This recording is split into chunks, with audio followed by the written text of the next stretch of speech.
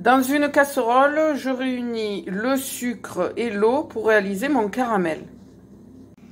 Pendant la réalisation de mon caramel, je mets le four à préchauffer à 170 degrés et dans une autre casserole, je réalise le jus tatin à base de sucre, d'eau, de vanille, de fleur de sel et de beurre. Dès que mon caramel est cuit, je le verse au fond du moule et j'incline le moule pour en tapisser tout le fond.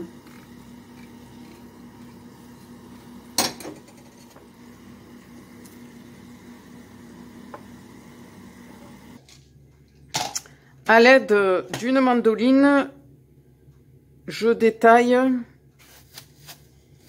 des rubans de pomme de 2 mm d'épaisseur. Je tapisse ensuite les bords et le fond de couches successives de pommes.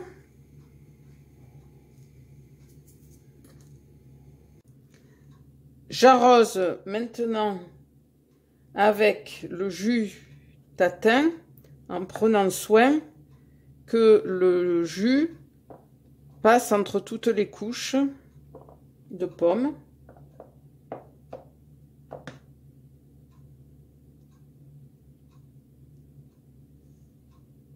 Puis j'enfourne 50 minutes à 170 degrés.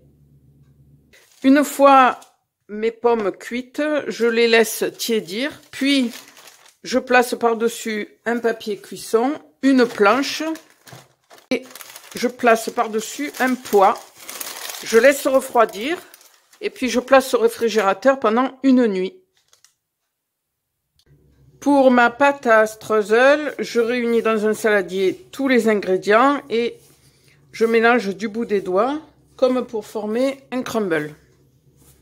J'enfourne pour 30 minutes environ à 180 degrés.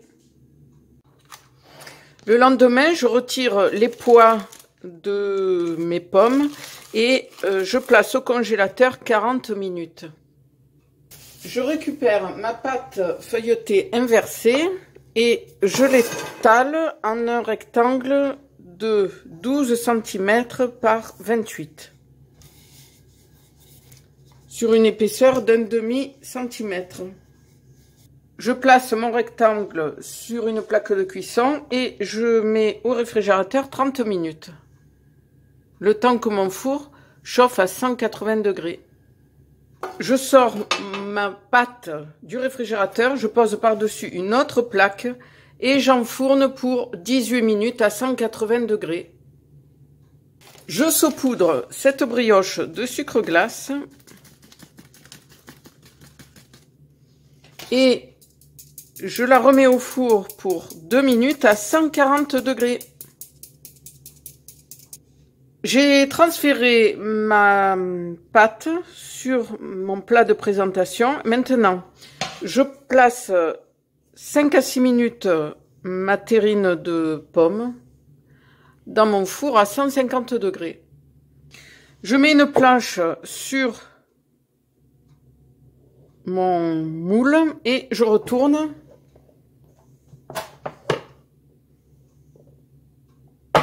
pour démouler les pommes.